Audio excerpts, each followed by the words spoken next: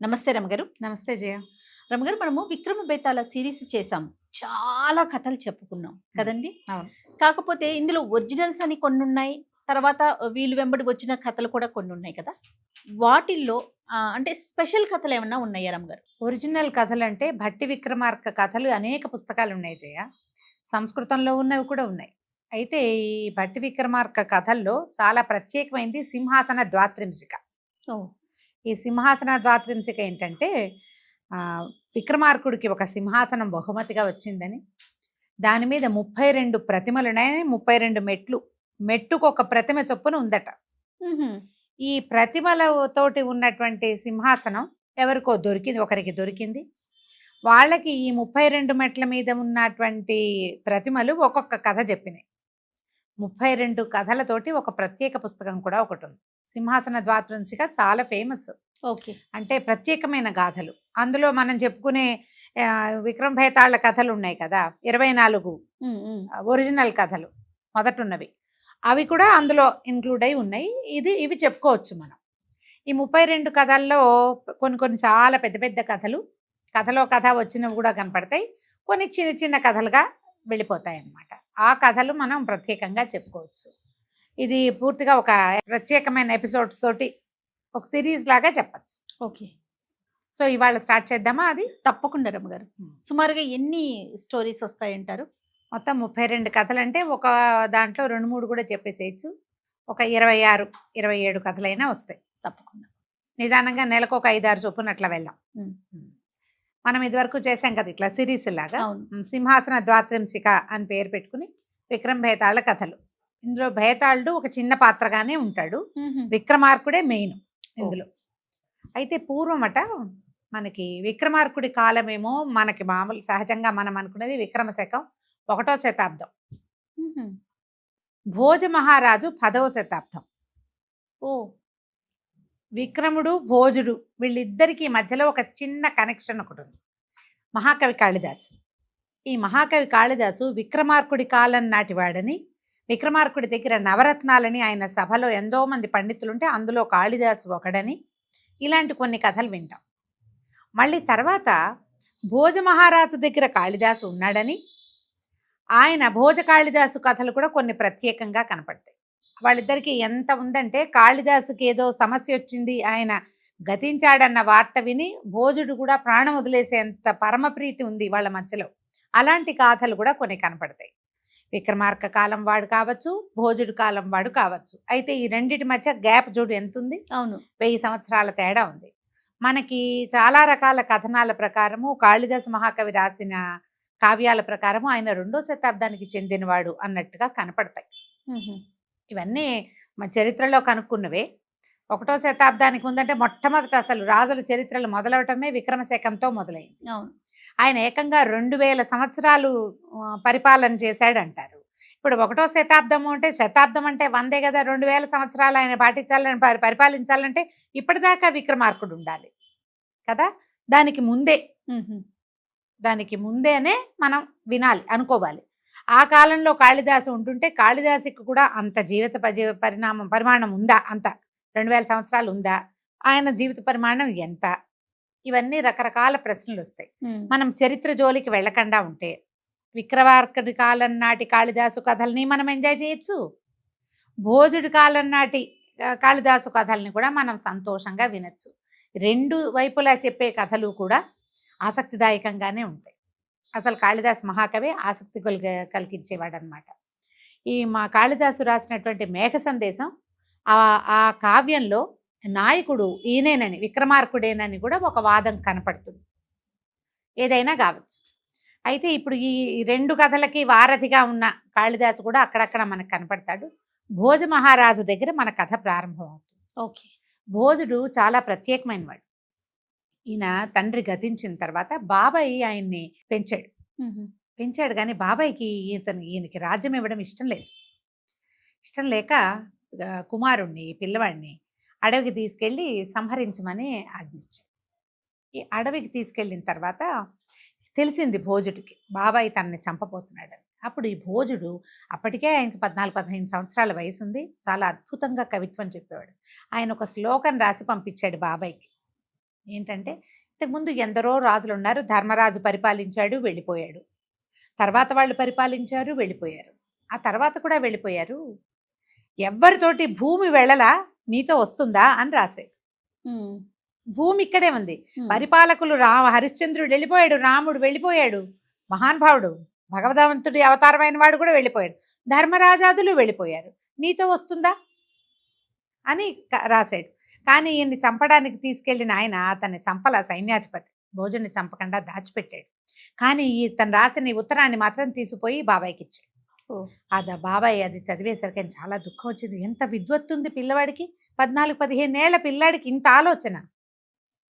భూమి ఎప్పుడు ఇక్కడే ఉంటుంది, పరిపాలించిన వాళ్ళు వెళ్తారు, భూమి ఎవడు దీన్ని కట్టుకుపోడు.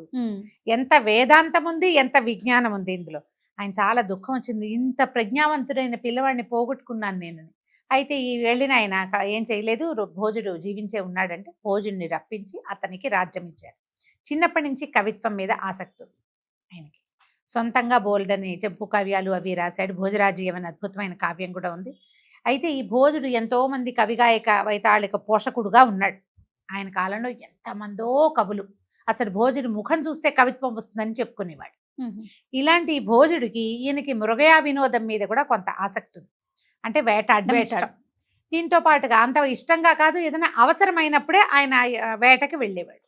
ఊరి శివార్లలో అంటే నగరాలు దాటిన తర్వాత ఉన్న అడవుల్లో చాలా సమస్యలు వస్తున్నాయని, జంతువులతోటి ప్రజలు ఇబ్బంది పడుతున్నారని, అడవి జంతువులు ఊళ్ళోకి వచ్చేస్తున్నాయని కొంతమంది పల్లీలు వచ్చి ఈ భోజుడికి చెప్పారు. ఈ భోజ మహారాజుకి బుద్ధిసాగరుడు అని ఒక మంత్రి ఉన్నాడు, నిజంగానే బుద్ధిసాగరుడు ఆయన. అయితే ఈ బుద్ధిసాగరుడు అన్నాడు, మృగయా వినోదం మీకు ఈ మధ్యకాలంలో మీరు వెళ్ళలేదు, ఈ పని ఆ పని కూడా అవుతుంది, మీకు కూడా కొంత మనకి ఎప్పుడైనా ఆట విడుపు కావాలి కదా, ఈ ఆట విడుపు కోసం మీరు అడవికి వెళ్ళిరండి, వెళ్దురుగానని చెప్పి బయలుదేరితేశాడు. ఈ భోజుడు ఆయన ఎంత అద్భుతంగానూ కవిత్వం చెప్తాడు, అంతే అద్భుతంగా యుద్ధం కూడా చేయగలడు. అడవుల్లోకి వెళ్ళారు. అడవి వ్యవహారం అంతా అయ్యింది, చాలా మటుకు వేటాడారు, కొన్ని జంతువుల్ని సంహరించారు, కొన్నిటిని నగరం మార్గం పట్టించారు, కొన్నిటిని ఆ పల్లీలకే ఇచ్చేశారు. జరిగిపోయింది. జరిగాక సైన్యంతో మళ్ళీ వెనక్కి రాబోయారు. ఈ రాబోతుంటే ఆ పూట పొద్దున్నే బయలుదేరారట. మధ్యాహ్నం అయ్యేసరికి వీళ్ళకి ఆకళ్ళతో నకనకలాడిపోతోంది ప్రాణం. ఎక్కడైనా ఆగాలి, ఆగడానికి వీలుగా పెద్ద చెరువులు అవి కనిపించట్లే. ఇంతమంది ఆగాలంటే ఏం చేస్తారు, ఒక చెరువో ఒక ప్రవాహమో ఉంటే దాని దగ్గర విడిస్తే స్నానాలు చేస్తారు, తర్వాత వంటకి భోజనానికి కావాల్సిన నీరు ఉంటుంది. అట్లా నీరు కనిపించట్లా, అన్ని పంట పొలాలుగా ఉన్నాయి, ఏ పొలానికి ఆ పొలానికి ఏదో నుయ్యి ఉంది. ముందుకెళ్తున్నారు. వెళ్తూ ఉంటే ఒక పెద్ద ఆకర్షణీయంగా ఉన్న ఒక పొలం కనపడింది. సజ్జ చేను, దోస చేను 2 ఉన్నాయి. దోస పంట పుష్కలంగా దోసకాయలు ఉన్నాయి దాని నిండా. దోసకాయలు అంటే మన పసుపచ్చ కాయలు ఉంటాయి కదా, ఈ పచ్చటివి బాగా పండితే బలి తీయగా ఉంటాయి, పుల దోసకాయ అంటారు మామూలుగా. రెండో పక్కన సజ్జ కంకులు విస్తారంగా వేసి ఉన్నాయి. వాటికి మధ్యలో 2 చేలు పక్క నుండి మధ్యలో ఒక మంచె వేసి ఉండి, ఆ మంచె మీద ఒక బ్రాహ్మణ ఆయన కూర్చుని ఏమిటో రాసుకుంటున్నాడు, రామకోట్ లాంటి. ఆయన వీళ్ళని చూడంగానే చూసేసరికి మహారాజు సైన్యము అని తెలిసింది. కేకలు పెట్టాడు, అయ్యా అయ్యా రండి రండి, ఏమిటి బాగా ఎండకి డచ్చిపోయినట్టున్నారు, ఇగో ఈ బావి చూడండి, ఈ కొబ్బరి నీళ్ళ కంటే తీయగా ఉంటాయి మా బావి నీళ్లు, వచ్చి ఈ బావిలో నీళ్లు తాగండి, మొహాలు కడుక్కుని సేద తీరండి, కావాల్సినండి దోసపళ్ళు తినండి, సజ్జ కంకులు పచ్చివి తినడానికి కూడా రుచిగా ఉంటాయి, కావాలంటే కాల్చుకోండి, రండి రండి తినండి తినండి, అలసట తీర్చుకోండి అని కేకలు పెట్టాడు. కేకలు పెట్టేసరికల్లా బ్రాహ్మణ ఆయన సొంతంగా పండించుకుంటూ ఇంత ఆపేక్షగా పిలుస్తున్నాడుగా. సైన్యం అంతా సజ్జ చేలో జొరబడింది. కొంతమంది ఏమో మంచినీళ్ళకి వెళ్ళారు, కొంతమంది దోసపళ్ళ మీదకి ఆసక్తి ఉన్నవాళ్ళు దోసపళ్ళు కోసేస్తున్నారు, సజ్జ కంకులు కోసేస్తున్నారు, నీళ్లు విస్తారంగా ఎత్తి మొహాల మీద పోసుకునేవాడు ఒకడు, నెత్తి మీద పోసుకునేవాడు ఒకడు. ఈ పైన కూర్చున్న బ్రాహ్మణ ఆయన నేనే కొన్ని పళ్ళు కోసిస్తా అని గబగబా దిగాడు.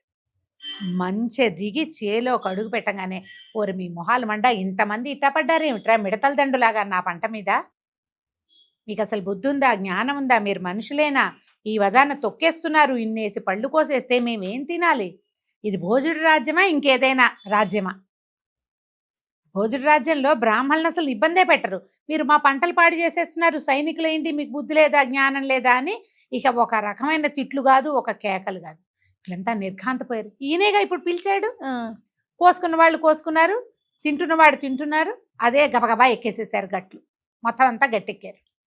భోజుడికి బాధేసింది, అయ్యో బ్రాహ్మణుడు బాధపడుతున్నాడే, పిలిచాడు అనుకో, అయినా ఆయన బాధపడుతున్నాడు. వద్దు పదండి వెళ్ళిపోతాం అన్నాడు. ఈ దిగిన వాళ్ళంతా బట్టలు సవరించుకున్నారు. మెల్లిగా గట్టెక్కి 10 అడుగులు కూడా వేయలే. గట్టెక్కి అవతలకి వెళ్ళాలిగా చేలోంచి. ఈ బ్రాహ్మణ ఆయన మళ్ళీ మంచం మీదకి ఎక్కాడు. ఎక్కగానే మళ్ళీ అయ్యో అయ్యో వెళ్ళిపోతున్నారేమిటి, అప్పుడే ఆకలి ఎట్లా తీరింది, కోసుకోండి, కాసిన పళ్ళు కోసుకోండి, కాసిన సజ్జలు కోసుకోండి, రండి రండి తినండి తినండి అని మళ్ళీ కేకలు పెట్టాడు. మళ్ళా పిలుస్తున్నాడు.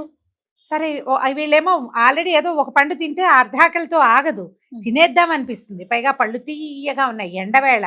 ఆ రసం లోపలికి వెళ్ళేసరికి ఆవురావురు మనిపోతున్నారు వీళ్ళు. దబదబా మళ్ళీ దిగేశారు అందరూ చేలోకి. కొంతమంది పళ్ళు కోసేసుకున్నారు, కొంతమంది సజ్జ కంకులు కోస్తున్నారు. ఇట్లా దూసి గుప్పెళ్లతో ఎత్తి సజ్జ నవ్వులుతూ ఉంటే లోపల పాల లాంటి రుచి వస్తుంది, పచ్చివే తినేయచ్చు. మళ్ళా చేరారు.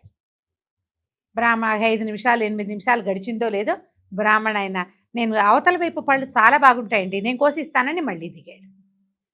ఈ చేలోకి దిగటం ఏమిటో, మంచి దిగిన వెంటనే కేకలు పెట్టడం మొదలుపెట్టాడు. అయ్యో అయ్యో ఇదేమి రాజ్యము, దొంగల దారిగా ఉందే, ఇంతమంది సైనికులు ఈ చేలో పడితే అసలు నాకు ఒక్క గుప్పెడు సజ్జలైనా వస్తాయా, ఒక్క పండు మిగిల్చేలాగా లేరే, మీరంతా వానర సంతతిలాగా ఉన్నారు. మళ్ళీ అసలు రాజన్న వాడు ఉన్నాడా ఈ రాజ్యంలో, రాజుంటే ఇట్లా చేస్తారా ఎవరైనా అని పిచ్చి కేకలు పెట్టాడు. అరవటం ఏమిటి, అసలు కళ్ళలోంచి నిప్పులు కురుస్తున్నాయి ఆయనకి. చేతిలో ఉన్నది ఏదో విసిరేయటానికి ప్రయత్నం చేస్తున్నాడు. దగ్గరికి వెళ్తే మీద పడి తన్నేలాగా కొట్టేలాగా ఉన్నాడు. రాజుగారికి చాలా మొహమాటం వేసింది. ఇదేమిటి పనిమాలా దిగినట్టు అయిందే, నేనుండి కూడా ఇంత పని చేస్తానా, ఇది మంచి పద్ధతి కాదు, ఎక్కేయండిరా గట్లెక్కేసేయండి అన్నాడు. అందరూ గట్లెక్కారు. బ్రాహ్మణ ఆయన కూడా మంచెక్కాడు. మంచెక్కిన మరుక్షణం, అయ్యో బాబు అదేమిటండి వెళ్ళిపోతున్నారు, ఉండండి ఉండండి, నేను మంచినీళ్ళు తోడిస్తాను, నేను దోసకాయలు కోసిస్తాను, నేను సజ్జలు పెట్టా, ఇక్కడే ఉండండి, కొంచెం అవతలకి విశ్రాంతి తీసుకోండి, ఎండ తగ్గాక వెళ్దురుగాని అంటాడు. 4 సార్లు అయింది ఈ కథ. ఇక 4వసారి విరక్తి పుట్టింది వీళ్ళకి. ఉండాలో వద్దో తెలియటల్లా, అక్కడికి యథాశక్తి కోసేశారు బోల్డని. సరే ఏమనుకున్నారు, ఒక్క అడుగు ముందుకెళ్ళాక, ఏమిటి ఈ బ్రాహ్మణుడి ప్రవృత్తిలో ఇలాంటి తేడా, మంచి మీదకి ఎక్కినప్పుడు దానకర్ణుడు అయిపోతున్నాడే, తినేయండి ఇవన్నీ కోసుకుని మీకోసమే పండించాను నేను, ఈ పంటంతా భోజ మహారాజుకి ఇచ్చేదే, భోజుడికి కాకపోతే ఇది ఎందుకు, అసలు నా జీవితమే భోజుడికి అంకితం అంటున్నాడు. దిగిన దగ్గర నుంచి ఇక అసలు మనిషి అన్న వాడిని నుంచోనివ్వకుండా తిట్టిపోస్తున్నాడు. పైకి కిందకి 2 సార్లు అయ్యాక అవతల ఎక్కడో బుద్ధిసాగరుడు నిదానంగా గుర్రాన్ని నడిపించుకుంటూ వస్తున్నాడు. ఆయన వీళ్ళలాగా రైమని రాలేడు, మంత్రి కదా. రాజుగారు చెప్పారు, ఈ భోజ మహారాజు ఈ క్షేత్రంలో ఏదో ఉంది, మంచెక్కినప్పుడు ఒక రకంగా, మంచి దిగినప్పుడు ఒక రకంగా ఉంటున్నాడు. మంచెక్కినప్పుడు ఇతను దానపరుడుగా, దిగగానే స్వాభావికమైన ప్రవృత్తి సహజమైన లక్షణం వచ్చేస్తోంది, అతనిది ఏదో అది వస్తోంది, ఏమై ఉంటుంది అనగానే మంచం మీద ఏముంటుందో వచ్చి చెక్క ఏం చేస్తారు, 4 వాసాలు పాతి పైకి ఇట్లా లేవదీస్తారు, ఒక పందిర్ లాంటిది, పందిర్ మీదెక్కి కూర్చుంటారు. అక్కడ కూర్చుని ఏమిటి, వడిసెలు విసరటానికి, పక్షుల్ని కేకలేయటానికి పెట్టుకున్నది అది. మహారాజా ముందు ఈ బ్రాహ్మణుడిని సమాధాన పరుద్దాం అని చెప్పి ఓ బ్రాహ్మణ పిలిచారు. ఆయన శ్రవణ భట్టు, భాస్కర భట్టు ఇట్లాంటి పేరు చెప్తారు. ఈ భట్టు గారిని కేకేశారు, ఓ భట్టు గారు మీ పొలం మాకు ఇచ్చేయండి, దాని బదులు మీకు ఇలాంటి సస్యం చక్కగా పంటలు పండేటువంటి 5 ఎకరాల భూమి, ఒక గ్రామము మీకు ఇస్తాం. ఒక గ్రామం అంటే మామూలు, ఆ గ్రామపు శిస్తంతా బ్రాహ్మడే తీసుకోవచ్చు. ఓకే, బ్రాహ్మడు ఈ గ్రామం మీద ఆధిపత్యం వస్తుంది. 5 ఎకరాల పొలం, ఇదేమో ఎకరం బాతికం 2 కుంటలు ఉంటాయి అవి అంతే. మరి 5 ఎకరాలంటే సుక్షేత్రం ఇస్తామంటున్నారు. సరే ఒప్పుకుని ఈ సస్యభూమిని ఏదైతే సజ్జ పంట దోస పంట ఉన్నాయో ఇవి రెండింటిని రాజుగారికి ఇచ్చేయటానికి ఒప్పుకున్నాడు. వెంటనే ఆయనకు ఒక గ్రామం ఆయన ఆధిపత్యంలోకి ఇచ్చేశారు, ఒక 5 ఎకరాల భూమి ఇచ్చారు, అయిపోయింది. బ్రాహ్మణ్ణి పంపేశారు. వీళ్ళు ఇంటికి వెళ్ళి కాస్త రెస్ట్ తీసుకుని ఒకరోజు పొద్దునే కొంతమంది పని వాళ్ళతో పాటు వచ్చారు. ముందు మంచె తీశారు. మంచె తీస్తే మంచెలో ఏమున్నాయి, కిందకి 4 వాసాలు పొడుగ్గా పాతున్నాయి, పైకి అడ్డంగా ఓ 50 వాసాలు ఉన్నాయి. వాసం ఒక్కొక్క ముక్క విరిచారు, పొయ్యి మీకు మంటేసి తగలబెట్టారు, ఏమీ లేదు. అయితే ఏమైంది, ఈ సమయంలో ఈ మంచె తీయటానికి ఆ మంచి ఉన్న ప్రాంతాల్లో దాని కిందకి వెళ్తారు కదా, వెళ్ళిన ప్రతివాడు ఒక అద్భుతమైన అనుభూతిని, ఆనందాన్ని పొందుతున్నామని అనుకోవటం మొదలెట్టారు. ఏంటి అక్కడికి వెళ్తే ఎంత బాగుందో, యువతలకు వస్తే అన్నీ ఏమిటో అన్నీ గుర్తొస్తున్నాయి మన సమస్యలు, కాళ్ళు కాలుతున్నాయి, తలకాయ మాడుతోంది, ఎండగా ఉంది, మట్టి ఉంది, గుచ్చుకుంటోంది తెలుస్తున్నాయి. అక్కడికి వెళ్తే ఏం రావటల్లా. దాంట్లో వాళ్ళందరూ మాట్లాడుకుని బుద్ధిసాగరుడికి చెప్పారు ఈ మాటలు. ఈ ప్రాంతంలో ఏదో ఉంది. బుద్ధిసాగరుడు వెళ్ళి అక్కడ నుంచుంటే ఆయనకి తెలిసింది ఎంత ఆనందంగా ఉందో అక్కడ నుంచుంటే. జీవితంలో ఏ లోటు లేని భావన వస్తుంది అక్కడ. మహారాజా తమరు కూడా ఇక్కడ నుంచుండి అన్నాడు. ఆయన అక్కడికి వచ్చేసరికి మామూలుగానే దానపరుడు, భోజుడు. ఆయనకి తన హృదయం కరిగి నీరై ద్రవించేస్తోందని అర్థమైంది. భూమిలో ఏదో ఉంది, తవ్వండి అన్నారు. తవ్వగా కొన్ని నిలువల లోతు తవ్వితే బంగారపు మెరుపు ఏదో కనపడింది. టంగుమంది. లోహం తగులుతోంది ప్రభు అన్నారు. ఏమిటది? నిదానంగా అన్ని పక్కల నుంచి తవ్వుకుంటూ వచ్చారు. పొలం అంతా అన్ని పక్కలకి తవ్వేశారు. సరిగ్గా ఇది దాని ఏ ప్రాంతం మీద మంచు ఏర్పడి ఉందో దాని కింద ఒక పెద్ద సింహాసనం బయటపడింది. ఎంత పెద్దదో అది సింహాసనం. ఎక్కడైతే మనిషి కూర్చోగలరో ఆ ప్రాంతం మంచ కింద ఉంది. దానికి 32 మెట్లు ఉన్నాయి. అది అవతలకి వ్యాపించి ఉన్నాయి. ఒకే చోట మెట్లు ఎట్లా ఉంటాయి? మెట్లు ఉండాలంటే అదంత ఎత్తు ఉండాలి, మెట్లు ఇట్లా కిందకు ఉండాలి కదా. సరే నిదానంగా తవ్వారు. కొన్ని రోజులు పట్టింది అది ఆ పని. చూస్తే బాగా నీళ్లు పోసి శుభ్రంగా కడిగి చూస్తే పెద్ద సింహాసనం, నవరత్న ఖచ్చితమైన సింహాసనం అది. ఓ బంగారపది. దానికి 32 మెట్లున్నాయి. ఒట్టి మెట్లే కాదు, ప్రతి మెట్టుకి ఒక్కొక్క ప్రతిమ ఉంది. సాలభంజిక అని చెప్తారు దాని పేరు. ఈ 32 మెట్లకి 32 సాలభంజికలు ఉన్నాయి. అసలు ఎంత అద్భుతమైన ప్రతిమలంటే అవి. ఎంతోమంది స్వర్ణకారులను పిలిచారు. ప్రతివాడు ఆ బంగారం మీద ఒక గీటు పెట్టడం. ఇది భూలోకంలో దొరికే బంగారం అయితే కాదు. మనకి దొరికే దాంట్లో ఇంత స్వచ్ఛత ఉండదు. ఇది ఇంకా స్వచ్ఛమైనది. మనకు తెలిసిన బంగారం కంటే స్వచ్ఛమైంది. ఆ మణులు మాణిక్యాలు అన్నీ పరీక్షించారు. అవి ఏవి మానుషమైనవి కాదు. మనం ఇక్కడ దొరికేవి అయితే ఖచ్చితంగా కాదు. సరే ఈయన సంతోషం పట్టలేకపోయాడు. పెద్ద పెద్ద బళ్ళు ఏర్పాటు చేసి ఇంత పెద్దదాన్ని తీసుకెళ్ళొద్దు, రోజుల తరబడి ప్రయాణం చేయించి ఈ సింహాసనాన్ని తీసుకెళ్ళాడు రాజ్యంలోకి. బుద్ధిసాగరుడి ప్రయత్నంతో ఇదంతా తీసుకుపోయారు. తీసుకెళ్ళి ఒక శృంగార మండపం, పెద్ద మండపం ఒకటి చేయించారు.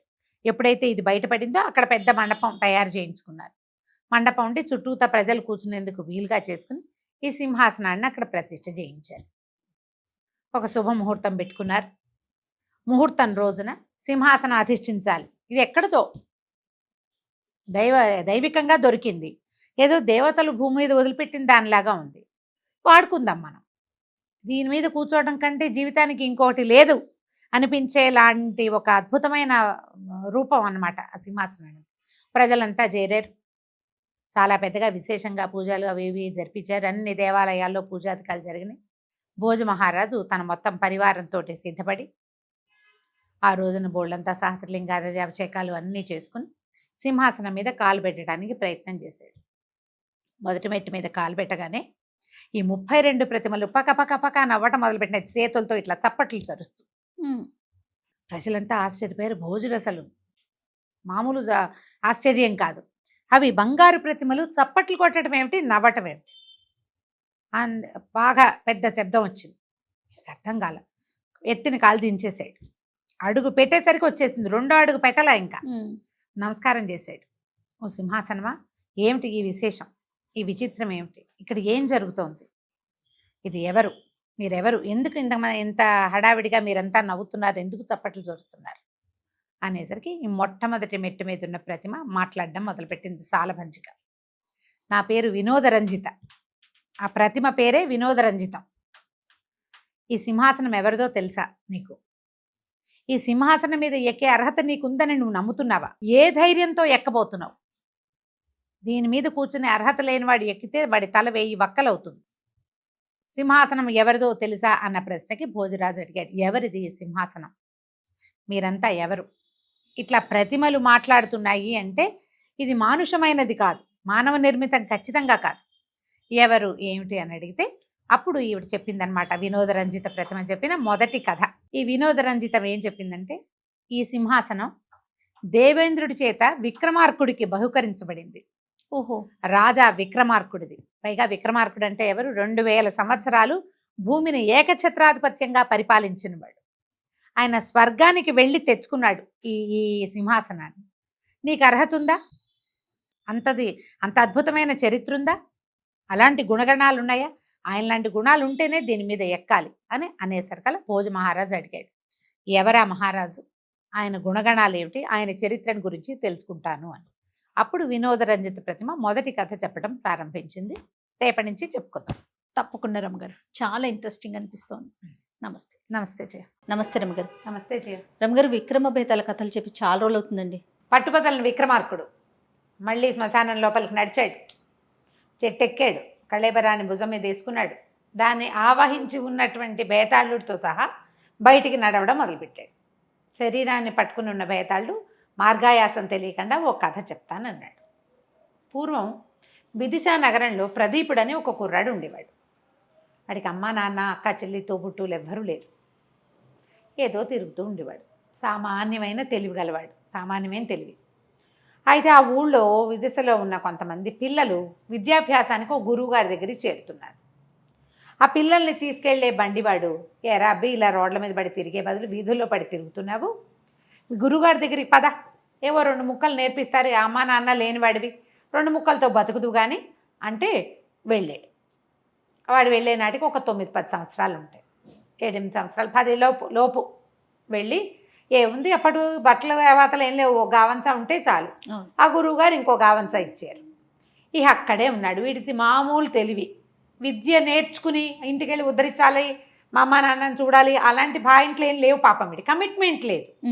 జనరల్గా ఒక పిల్లల్ని పంపేటప్పుడు అమ్మా నాన్న బుద్ధులు చెప్పి పంపిస్తారు, జాగ్రత్తగా చదవాలి, 10 ఏళ్ల లోపల వచ్చేయాలి, నువ్వు వచ్చి అక్కకి పెళ్లి చేయాలి, చెల్లిని ఉద్ధరించాలి, నాన్నకు అదేదో చేయాలి, సంసారాన్ని ఉద్ధరించాలి, వంశానికి పేరు నిలబెట్టాలి, ఎన్ని చెప్తాం, మనమే చెప్తాం. రోజు బళ్ళ పంపించేటప్పుడు ఒక మాటలు చెప్తూ ఉంటాం అలవాటుగా. వీడికి అది చెప్పే వాళ్ళు ఎవరు లేరు. దూకుడుగా చదువుకోవాలని తెలియలా. గురువుగారు కూడా వీడికి తెలివి తక్కువ, వీడికి మీద వాళ్ళ నాన్న వచ్చి అడుగుతాడు, రేపొద్దున బియ్యం పట్టుకొస్తాడు, మినపప్పు పట్టుకొచ్చి అడుగుతాడు, ఇలాంటివి ఏం లేవు కదా. ఉన్న పిల్లలతో పాటు వాడు ఓ ముద్ద తినేవాడు, వాడిని యథాశక్తి పనులకే వాడేవాడు. ఎంత పని చేసేవాడు, ఏదో చెప్పేవాడు, 4 ముక్కలు వచ్చాయి వాడికి. ఒక 19 సంవత్సరాలు 18 సంవత్సరాలు వచ్చి వాడు అటు ఇటుగా అక్కడికి వచ్చి 9-10 ఏళ్ళు అవ్వగానే అరే నీ చదువు అయిపోయింది, ఇంక వెళ్ళిపోమన్నారు. చదువు డబ్బు వచ్చేంత చదువు రాలా వాడికి. కొంచెం లోక జ్ఞానం తెలిసింది, కాస్త ఏదో లొక్కాడొక్క కాస్త డొక్కసుద్ది ఉంది అంతే. ఊళ్ళోకి వచ్చేసాడు, విదిశలోకి. వస్తే పెద్దగా ఎవ్వరూ ఆదరించే వాళ్ళు లేరు, వెళ్ళడానికి ఒక గూడు కూడా లేదు. వాడు అనుకున్నాడు పక్షులకైనా గూళ్ళు ఉన్నాయి, జంతువులకైనా ఓ గుహలో ఓ బొరియో ఒక కంతో ఎక్కడికో చోట పోతుంది, అది నాకేది ఏమీ లేదు. ఆ ఊళ్ళోనే తిరుగుతూ ఎక్కడైనా భోజనాలు ఉంటే తిని ఏ చెట్టు కిందో పడుకుని అలా కాలక్షేపం చేస్తుండేవాడు. క్రమంగా వీడికి ఏమర్థమైందంటే మనిషికి జీవితానికి ఏం కావాలంటే ఇల్లు వాకిలి చెట్టు పుట్ట అక్కర్లా, మాట్లాడేందుకు ఒక మనిషి కావాలి, మనసులో మాట చెప్పుకుందుకు, అంతేగా అని తెలిసింది, అర్థమైంది. వాడు ఎవరైనా నలుగురు రచ్చబండ దగ్గర ఎవరైనా నలుగురు కూర్చుని తనీడు వాళ్ళలే కనపడితే వెళ్ళి అక్కడ నుంచునేవాడు. వాళ్ళు ఏమిట్రా నీకు ఇక్కడ పని, మేము ఏదో మాట్లాడుకుంటుంటే పోవనేవాళ్ళు, మాట్లాడిచ్చేవారు కాదు. ఎవరైనా నలుగురు మాట్లాడుతుంటే కూర్చుని వినేవాడు, మధ్యలో మాట్లాడడానికి వాడికి అవకాశం వచ్చేది కాదు. ఎక్కడికి వెళ్ళినా ఎక్కడన్నా ఏ సభల్లోకో వెళ్తే వినడం తప్పిస్తే మాట్లాడేందుకు అవకాశం లేదు. భోజనశాలకు వెళ్ళినా కూడా వీడేమైనా ఎప్పుడైనా ఒకసారైనా పావలా ఇచ్చేవాడు కాదు కదా. అవును, మిగిలిన అన్నం తినేవాడు. వాళ్ళు ఏం మాట్లాడతారు, వీడికి చదువు లేదు, ఉద్యోగం లేదు, సద్యోగం లేదు. ఉచిత భోజనశాలలు కూడా ఉండేవి, వాళ్ళతోటి మాట్లాడడానికి కూడా వీడికి అంత చొరబడి మాట్లాడటం రాదు, కానీ మాట్లాడుతుంటే వినాలని ఉండేది.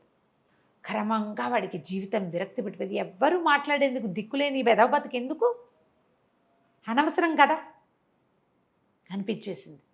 ఎన్ని ఊళ్ళో తిరిగాడు, ఎక్కడా వాడిని ఏట్రా అబ్బాయి నీ సంగతి నువ్వే అలా అడిగిన వాళ్ళు ఎవరు ప్రపంచంలో ఎవడి గోల వాడిది, నీతో నాకేమైనా పని ఉంటే మాట్లాడతా, లేకపోతే ఎందుకు మాట్లాడతా, దారిపోయే వాడిని పిలిచి మాట్లాడం కదా.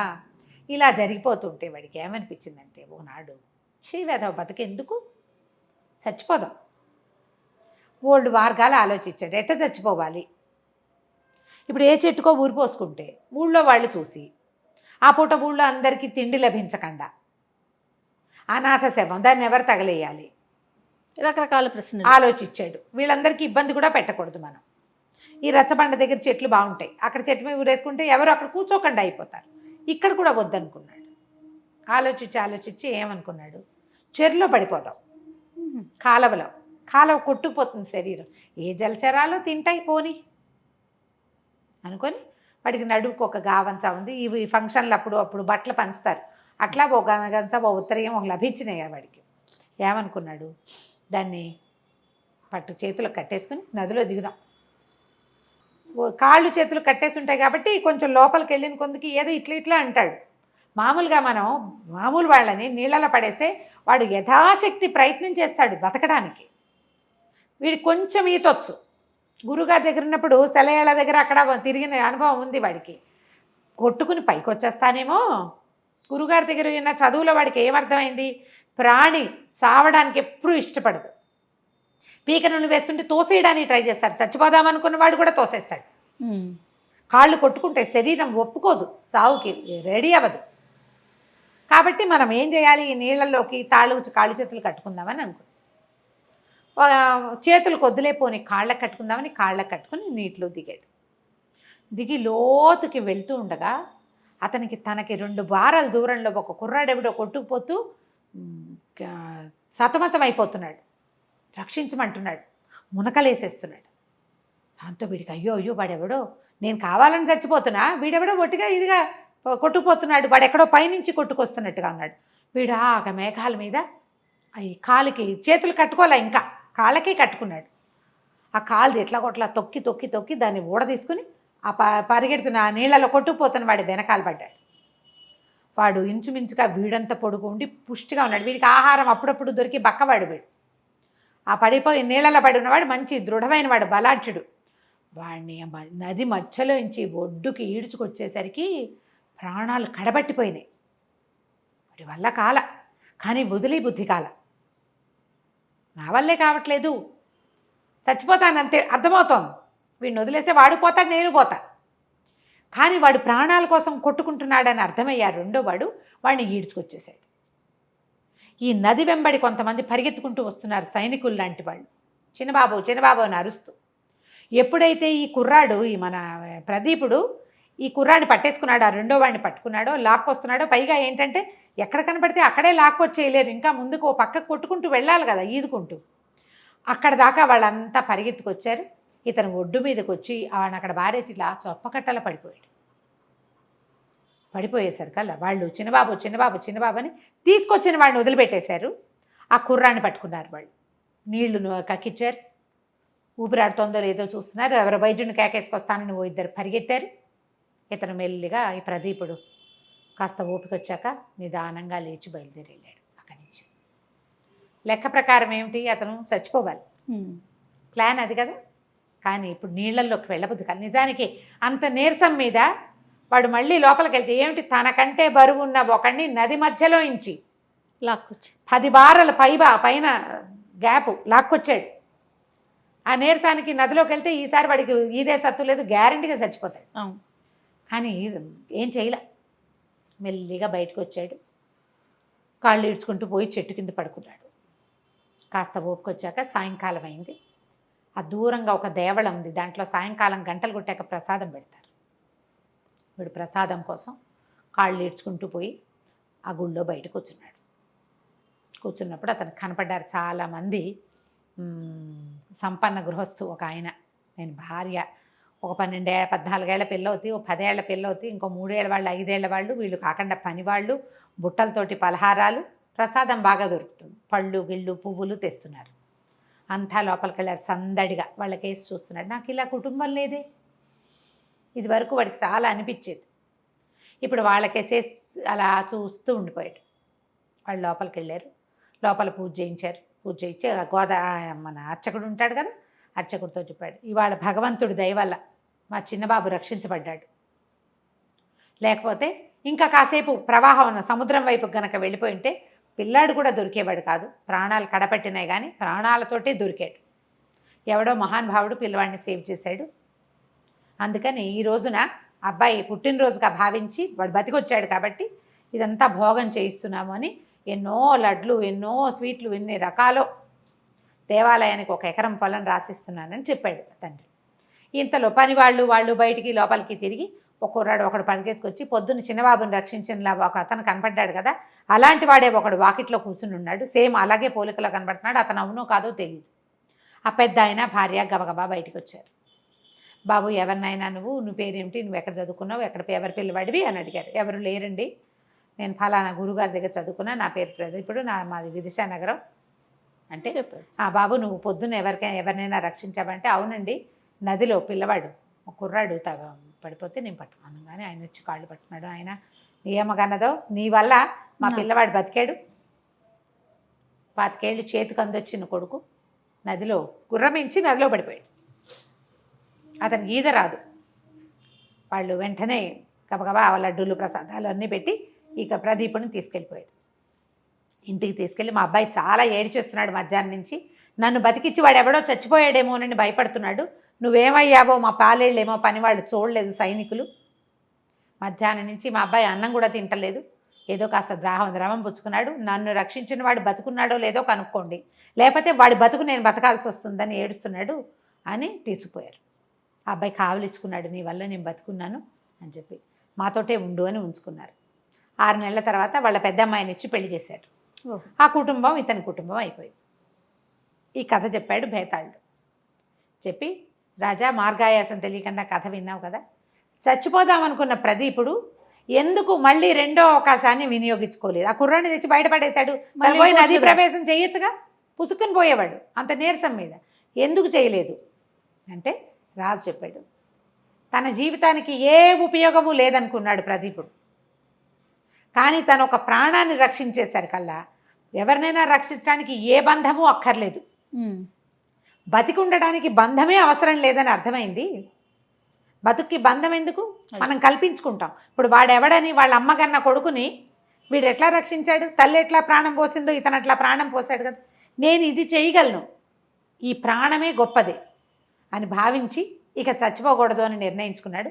అతనికి ఎప్పుడైతే బతుకు మీద తీపొచ్చిందో అతనికి బతుకు దగ్గరకు వచ్చింది. ఆ తర్వాత జమీందారులో లోపల పెద్ద ఉద్యోగంలోనే చక్కగా ఇంటల్లుడుగా హాయిగా స్థిరపడి ఉంటాడు అని చెప్పాడు. ఎప్పుడైతే మౌనభంగం అయ్యిందో భేతాళుడు రైమని ఎగిరిపోయాడు, నువ్వు మౌనభంగం చేసావు కాబట్టి మళ్ళీ కలుద్దామని చెప్పేసి వెళ్ళిపోయాడు. కథ కంచికి మనం ఇంటికి. నమస్తే రమగారు. నమస్తే జయ. నమస్తే రమగారు. నమస్తే జయ. రమగారు ఏదైనా మంచి స్టోరీ బేతాళ కథ చెప్తామా? సూపర్, చాలా ఇంట్రెస్టింగ్గా ఉంది జయ ఈ కథ మాత్రం. జనరల్గా బేతాళ కథలు చాలా బాగుంటాయి కదా. అవునవును. అసలు ఇది భలే సబ్జెక్టు. ఓకే, చాలా బాగుంది. పట్టుబదలని విక్రమార్కుడు మళ్ళీ శ్మశానం లోపలికి నడిచాడు, చెట్టు ఎక్కాడు, కళేబరాన్ని భుజాన్ని వేసుకున్నాడు, నడుస్తున్నాడు. శవాన్ని ఆశ్రయించుకుని ఉన్న బేతాళుడు ఇలా చెప్పడం మొదలుపెట్టాడు. మార్గాయాసం తెలియకుండా ఓ కథ చెప్తానని. పూర్వకాలంలో యమధర్మరాజు యముడు భూలోకంలో పుట్టాడు. భూలోకంలో ఎందుకు పుట్టవలసి వచ్చింది, మాండవ్యుడు అనే మహాముని ఒక చోట తపస్సు చేసుకుంటూ ఉంటే ఆయన పక్క నుంచి కొంతమంది దొంగలు పరిగెత్తి పారిపోయారు. ఓకే, ఆయన చూడలేదు. అయితే వాళ్ళు వెళ్ళిపోతుంటే వాళ్ళ చేతుల్లో నుంచి డబ్బు మూట కొంత ఈయనున్న ప్రాంతంలో పడింది. ఈయన్ని కూడా ఆ దొంగగానే భావించి రాజభటులు ఆయన్ని పట్టుకుపోయారు. రాజుగారు దొరికిన దొంగలందరికీ కొరత విధించాడు. ఆ దొంగల్లో ఈ మాండవ్య మహాముని కూడా ఉన్నాడు. మాండవ్యుడిని కూడా కొరతేశారు. కొరతేస్తే కొరత వేయటం చాలా భయంకరమైన శిక్ష. ఇట్లా పొడుగాటి శూలం ఉండి శూలంలోకి ఇలా దింపేస్తారు పైనుంచి మనిషి లోపలికి. నిదానంగా కిందకి వెళ్తూ ఒక రోజున్నర పడుతుంది ప్రాణం పూర్తిగా పడడానికి. అపరిమితమైన నరక బాధను అనుభవిస్తారు. ఈ నరకాన్ని అనుభవించి మరణించిన మాండవి మహాముని యమధర్మరాజుని అడిగాడు, నాకు ఇలాంటి మరణాన్ని ఎందుకు ఇచ్చావు, నేను ఏ తప్పు చేయలేదు, పైగా నేను మునిని, అంటే నువ్వు చిన్నప్పుడు తూనీగలకి రెక్కలకి ముళ్ళు పెట్టి ఆడేవాడివి, ఆ తూనీగ అనుభవించిన హింస నువ్వు కూడా అనుభవించాలి, నీ శాసనం అది అనేసరికల్లా మాండవి మహాముని అన్నాడు, 10 ఏళ్ల వరకు బాలప్రాయం ఏం చేసినా పసిబిడ్డ భగవంతుడితో సమానం కదా, వ్యక్తత తెలియక ముందు చేసినవి ఏ పాపాలు గణించకూడదు, అది కదా శాస్త్రం, ధర్మశాస్త్రం ఒప్పుకుంటుంది. అయినా కూడా నాకు ఇలాంటి క్రూరమైన మరణాన్ని ఇచ్చావు, నీకు మనుషులు చేస్తారు ఇట్లా, దేవతలు చేయకూడదు ఇట్లా, మనుషులు చేస్తారు, మానవ జన్మ ఎత్తు 100 ఏళ్ల పాటు అని శపించాడట. యముణ్ణి ఈయన శపించాడు. 100 ఏళ్ళు కొన్నేళ్ళు, కొంత సంవత్సరాలు. అదేలేండి అదే. మాండవ్య మహాముని శాపాన్ని అనుసరించి ఈయన మహాభారత కాలంలో విదురుడుగా జన్మించాడు. బాగుందిగా. ఈయన విదురుడుగా జన్మించిన కాలంలో ఆర్యముడు అనే ఒక దేవుడు ఈ యమధర్మరాజుగా ఉండేవాడు. ఈయన విదురుడిగా జీవితాన్ని చాలించుకున్న తర్వాత వెనక్కి వెళ్ళాడు. అక్కడ ఏం శిక్షలు ఆగల. ఈయన ఇక్కడ పుడితే అక్కడ ఇంకోళ్ళు ఉన్నారు, ప్రాక్సీ ఆర్యముడు ఉన్నాడు. అయితే ఆర్యముడు ఏం చెప్పాడంటే పదవి నుంచి మళ్ళీ వెళ్ళిపోతాంటే ఈయన లేనంతకాలం ఆయన పనిచేసి వెళ్ళిపోతూ ఎంతమంది పాపులకో శిక్షను వేశానన్నా, కానీ ప్రతివాడు మా ఆవిడ వల్ల తప్పు చేశా, ఆ అమ్మాయి వల్ల తప్పు చేశా, ఈ స్త్రీ వల్లే ఈ పాపం చేశానని చెప్తున్నారు, స్త్రీలే కారణంగా కనపడుతున్నారు మానవుల పాపాలకి అని చెప్పాడు. ఈ అమ్మాయి వల్లే నేను చేశాను అని చెప్తున్నారు. అయితే ఈయన ఆర్యముడు వెళ్ళిపోయాక యమధర్మరాజు మళ్ళీ తన సీట్లో కుదురుకున్నాక రోజు కనీసం ఒక 6-7 సార్లైనా స్త్రీల వల్ల అన్నమాట, ఇలాంటి తప్పు చేసావు నీకు శిక్ష అనగానే ఆ పాపి గోల్మని ఏడుస్తూ ఆ దొంగమొహం వల్లే వచ్చింది, మా ఆవిడ వల్లే వచ్చింది, ఆ అమ్మాయి వల్లే వచ్చింది, ఆ అమ్మాయి నన్ను తప్పుదో పట్టించింది, ఇలా ఏదో తిడుతూ ఆడవారిని తిడుతూ ఏడుస్తూ వెళ్ళబోసుకునేవాళ్ళు. ఈయన వినగా ఇదేమిటి స్త్రీల వల్ల అని చెప్తున్నారు ప్రతి వాళ్ళు, నిజంగా స్త్రీలు ఇలాంటి వాళ్ళ, స్త్రీల వల్లే ఇది జరుగుతుందా? ఒకడు పాపానికి వాడిని ప్రేరేపించింది స్త్రీయేనా? ఆ స్త్రీయే కదా వాడి పుటక్కి కారణం. ఇది నిజమో కాదో తెలుసుకోవాలనుకున్నాడు. తన కింకర గణంలోంచి చండు అనేవాడిని ఒకడిని పిలిచాడు. వాడు మంచి బుద్ధిమంతుడు. ఈయనేమన్నంటే, ఒరే చండా, నువ్వు భూలోకంలో పుట్టిస్తా, కొన్ని లక్షల వరహాలు ఇస్తా డబ్బు, నువ్వు యువకుడుగానే పుడతావు, యువకుడుగా జీవించి లోకంలో పాపాలు దేనివల్ల జరుగుతున్నాయి నీ జీవితాన్ని గడుపు కొంతకాలం, నీకు కొంత ఆయుష్ ఇస్తా, ఎన్ని సంవత్సరాలు, ఏదో 10 ఏళ్ళు ఎంతో పెట్టాడు లెక్క, 10 సంవత్సరాలు, 10 ఏళ్ల పాటు అక్కడ బతికిరా, ఈ 10 ఏళ్లలో ఏ స్త్రీ వల్ల ఏదైనా జరిగింది ఏమిటో ఆ వివరణ నాకు చెప్పు అంటే చండు సంతోషించాడు. బాగుంది. యమధర్మరాజు ఆయన ముందు ఇవ్వబోయే తీర్పులు, రేపు రాయబోయే ధర్మ మరణ శాసనాలు అవన్నీ కూడా దీని మీద ఆధారపడి ఉంటాయి. సర్వే మీద కదా ఆధారపడేది. సరే, చండుని పంపించాడు. కొన్ని లక్షల వరహాలతోటి చండు భూలోకంలో మనిషిగా పుట్టి చండసింహుడు అనే పేరుతోటి ప్రఖ్యాతిగాంచాడు. ఓకే. ఆయన ఏం చెప్పాడంటే, నువ్వు ఇక్కడ దేవతల వ్యవహారం ఏమి ఉండదు, నీకు మంచి వ్యవహారమే ఉంటుంది, అక్కడే ఒక అమ్మాయిని చూసి పెళ్లి చేసుకుందు, కానీ పెళ్లి చేసుకోవాలి నువ్వు, అప్పుడు మిగిలిన సంగతి. సరే, ఈ చండు భూలోకంలోకి వచ్చేసాక ఓ ఊళ్ళో ఓ ప్రత్యక్షమయ్యాడు. బాగా డబ్బులున్నాయి, బొళ్ళని గుళ్ళు ఆరామాలు అవి ఇవి కట్టించేవాడు. కుర్రాడు మంచి యవన శోభతో బాగుండేవాడు, అందమైన వాడు. మరి దేవతా పురుషుడు కదా, ఎంత కింకరుడైనప్పటికీ. అక్కడి నుంచి ఏమైంది, ఆ ఊళ్ళో వాళ్ళంతా వాళ్ళు చూశారు. క్షత్రియులను మంచివాడు, చండసింహుడు అని పేరు పెట్టుకున్నాడు కదా. సరే, ఒక క్షత్రియ కాంతతో పెళ్ళయింది. ఆ పిల్ల పేరు సౌదామిని. వాళ్ళకు రూపాయి లేదు, కానీ వంశగౌరవం చాలా ఉంది. అమ్మడికి ఆత్మాభిమానం మెండుగా ఉంది. మా నాన్న మా అమ్మ గొప్ప, అక్కడ రూపాయి లేదు వాళ్ళ దగ్గర, వంశగౌరవం మాత్రమే ఉంది. ఆ అమ్మాయిని పెళ్లి చేసుకున్నాడు. పిల్ల చక్కటిది, బుద్ధిమంతురాలు, ఆత్మాభిమానం ఉన్నవాళ్ళు ఎవరికైనా మరి ఆరాధనీయంగానే ఉండాలి, ఎప్పుడూ కూడా అభిమానం ఉంది అమ్మాయికి. చేసుకున్నాడు. ఇంకక్కడి నుంచి ఆవిడ క్రమంగా ఎలా అయ్యిందంటే, ఆవిడ మహారాణి, ఆయన సేవకుడు. ఆవిడ అడుగుతుంది, ఆయన చేస్తాడు, ఆవిడ చెప్తుంది, ఆయన చేస్తాడు. ఆవిడ ఏది చెప్తే అది శాసనం. ఆవిడ శివగామైపోయింది. ఇవి చేసేవాడు. క్రమంగా అమ్మాయి ఏం చేసింది, వాళ్ళ కుటుంబం మొత్తాన్ని ఇక్కడ స్థిరపరిచింది. చెల్లెళ్ళిద్దరికీ బ్రహ్మాండంగా బోడంత కట్నం ఇప్పించి బ్రహ్మాండంగా పెళ్లి చేసింది. ఒక వాక్యం తేడా వస్తే ఒప్పుకునేది కాదు, తన మాట చెల్లపోతే కుదరదు. ఒప్పుకునేవాడు అతను, అట్లా అమ్మాయి మాటకు ఒప్పుకునేవాడు. ఆవిడకి అలా సాగిచ్చేవాడు. అక్కడి నుంచి ఏం చేసింది, 2 తమ్ముళ్ళు ఉన్నారు, అన్నదమ్ములు 2 ఉన్నారు. వాళ్ళిద్దరికి ఏం చేసింది, మరి సముద్రం మీద వ్యాపారం చేస్తారు, మా తమ్ముళ్ళు పెట్టుబడి పెట్టాలి నువ్వని. బావమరుదులకు పెట్టి బావలు ఎంతమంది ఉన్నారు లోకంలో, తమ్ముళ్ళకి చెల్లెళ్ళకి దోచిపెట్టేసి అక్కయ్యలు కూడా లోకంలో చాలా మంది ఉంటారు. పుట్టింటికి దోచిపెట్టే వాళ్ళు ఉంటారు. ఈ సంసారం నాది, దీన్ని నేను బాగు చేసుకుని నా దగ్గర ఎక్కువైంది పెడదాము అన్న ఊహ రాదు. చాలామంది ఉంటుంది, మొగుడు డబ్బంతా తీసుకెళ్ళి పెట్టేస్తారు. ఈవిడ కూడా అలాగే చేస్తుంది.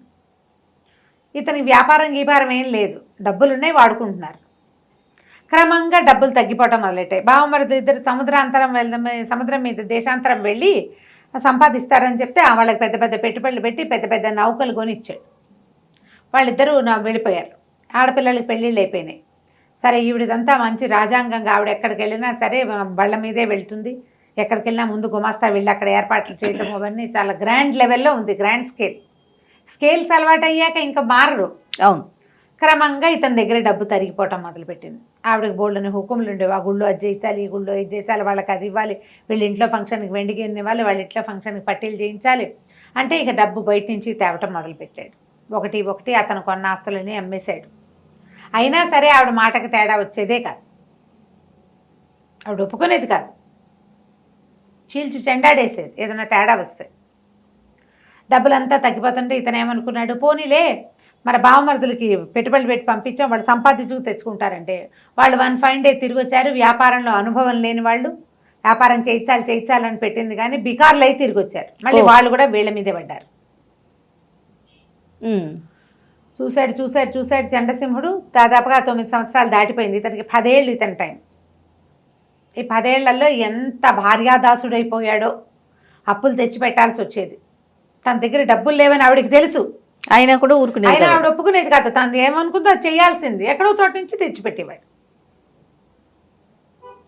తెలిసినా ఆవిడ హోషుకి తగ్గేది కాదు. ఏదైనా తేడా వస్తే మా వంశగౌరవం అంటుండేది. బాగుంది. ఇలా నడిచింది. 10 సంవత్సరాలు పూర్తయ్యాయి. చంద్రుడు చాలా క్షీణ దశకు వచ్చేసి దేవుడా నన్ను తీసుకెళ్ళిపో అనే స్టేజ్కి వచ్చేసాడు. ఎక్కడికైనా సందులోకి వెళ్తే అప్పులు వాళ్ళు వెంబడపడేవాళ్ళు. ఆస్తులు గీస్తులు అన్నీ పోయినాయి. భార్య గారి రాజాంగానికి ఏ లోటు లేదు. ఈయన మాత్రం కట్టుగుడ్డలతోటి మిగిలాడు. మొత్తానికి నరకానికి చేరుకున్నాడు. యమధర్మరాజు దగ్గరికి వెళ్ళి దుఃఖించాడు. చాలా నా జీవితం దుఃఖభాజనంగా ఉంది, నా భార్యతో పళ్ళైపోతున్నాను, అది పోతున్నాను, ఇది పోతున్నాను అంటే అప్పుడు యమధర్మరాజు జరిగిందంతా తెలుసుకుని చండుని పక్కకి చేర్చుకున్నాడు. ఆ అమ్మాయిది ఏం తప్పలేదు, తప్పంతా నీదే అని చెప్పాడు. ఇక్కడ దాకా చెప్పాడు భేతాళుడు. ఈ కథంతా విన్న యమధర్మరాజు ఇందులో స్త్రీల తప్పు ఏమీ ఉండదు, తప్పంతా పురుషుడిదేనని ఎట్లా నిర్ధారించాడు. పాపులు ఎవరైనా చెబితే అప్పటి నుంచి ఆయన ఒప్పుకునేవాడు కాదట. ఇది స్వయంకృత అపరాధం, వాళ్ళ పేరు ఎందుకు చెప్తావు అనేవాడు. ఇలా ఎందుకు అన్నాడు అని చెప్పి రాజుగారిని అడిగాడు భేతాళుడు. రాజుగారికి వెంటనే తెలిసింది, వెంటనే అర్థమైంది.